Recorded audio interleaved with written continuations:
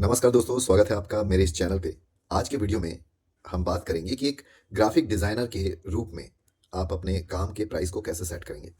अगर आप भी सोच रहे हैं कि अपने डिज़ाइन की जो सर्विसेज है उसका सही दाम कैसे निकालें, तो ये वीडियो आपके लिए है।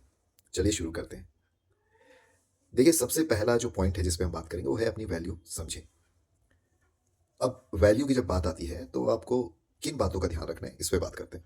सबसे पहली और ज़रूरी बात ये है कि प्राइसिंग सिर्फ आपके काम के समय का नहीं, बल्कि आपके वैल्यू का भी होता है। आपका तजुर्बा यानी कि आपका एक्सपीरियंस, क्रिएटिविटी और आपकी स्किल्स, ये सब चीज़ें मायने रखती है।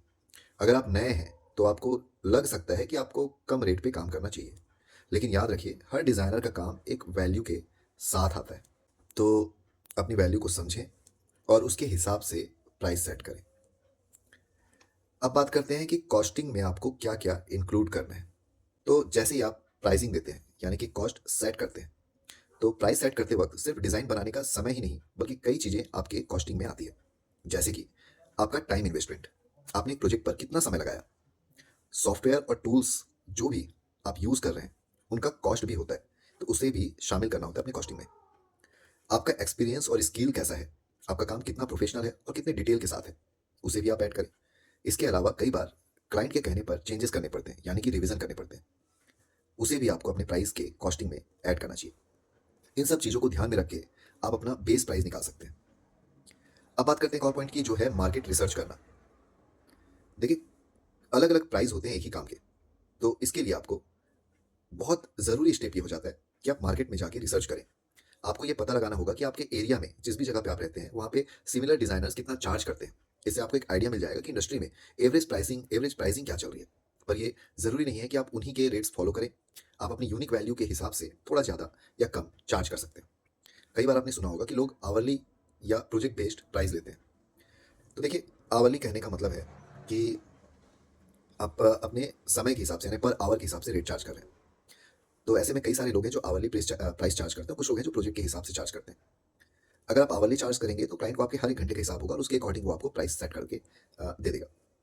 इसके अलावा अगर आप क्रिएटिव वर्क करते हैं तो इसमें जो है आप आवरली के बदले प्रोजेक्ट बेस्ड प्राइस लें तो ज़्यादा बेटर होगा। बहुत सारे एक्सपीरियंस डिज़ाइनर जो हैं वो प्रोजेक्ट बेस्ड जो प्राइसिंग होती है वही लेना प्रेफर करते हैं, क्योंकि इसमें क्लैरिटी होती है और आपका एफर्ट जो है वो भी अच्छे से रिफ्लेक्ट होता है। यानी आपकी जो मेहनत है वो उसके अकॉर्डिंग आपको अच्छी खासी प्राइस मिल जाती है। इसके अलावा एक पॉइंट है कि कभी-कभी आपको लगता है कि यार प्राइस पे ऊपर-नीचे हो सकता है, तो क्लाइंट के साथ प्रॉपर बैठें और उनके साथ बात करके प्राइस को सेट करें। इससे क्या होगा, आप क्लाइंट की रिक्वायरमेंट को भी समझेंगे और आप ये अंदाज़ा लगा पाएँगे कि उस काम को करने में आपको कितना समय लगेगा। क्लाइंट के पास एक प्रोजेक्ट का स्कोप होता है और उसके पास एक डेडलाइन होता है, तो उसके अलावा उसे ये भी पता होता है कि उसे कितना रिवीजन कराना है। तो ये सब बातें आप उनसे पूछ सकते हैं और अपना प्राइस जो है वो सेट कर सकते हैं। इसके लिए आपको क्लाइंट के साथ खुल के बातचीत करना ज़रूरी है। अब आते हैं अगले पॉइंट पे कि यार आपको अपना स्किल बढ़ाते रहना है। अब स्किल्स के साथ-साथ आपकी प्राइस भी बढ़ने लगेगी। जैसे कि आप ग्राफिक डिज़ाइनर हो तो आप एनिमेशन में भी आगे जा सकते हो, वीडियो एडिटिंग में भी आगे जा सकते हो। तो ये जितने भी स्किल्स हैं उसको आप सीखना शुरू करें और उसको अपने स्किल सेट पे ऐड करें। कभी-कभी ऐसा होता है कि डिज़ाइनिंग में भी आप हाई क्वालिटी डिज़ाइन बनाने लग जाते हैं जब आपका स्किल जो है वो समय के साथ बढ़ने लगता है या फिर आपकी मेहनत के हिसाब से बढ़ने लगता है। तो स्किल्स को अपडेट करके भी आप अपने प्राइसिंग को अपडेट कर सकते हैं। तो फाइनली ये था आज का वीडियो, जिसमें मैंने बताया आपको कि आप किस तरीके से अपनी प्राइसिंग को सेट कर सकते हैं अपने प्रोजेक्ट का। तो ये जो टिप्स है या ये जो नॉलेज है, इसे आप यूज़ करिए और याद रखिए कि प्राइस केवल आपके समय का नहीं, बल्कि आपकी स्किल और एक्सपर्टाइज़ का भी होता है। तो अगर आपको ये वीडियो हेल्पफुल लगी होगी तो लाइक कर लें, और अगर आप मेरे साथ जुड़ना चाहते हैं यानी हम साथ में आगे बढ़ें, तो इस चैनल को सब्सक्राइब कर लें। मैं आपसे मिलता हूँ नेक्स्ट पार्ट पे यानी नेक्स्ट वीडियो पे। तब तक के लिए लेते रहें वीएफएक्स वाला ज्ञान। धन्यवाद।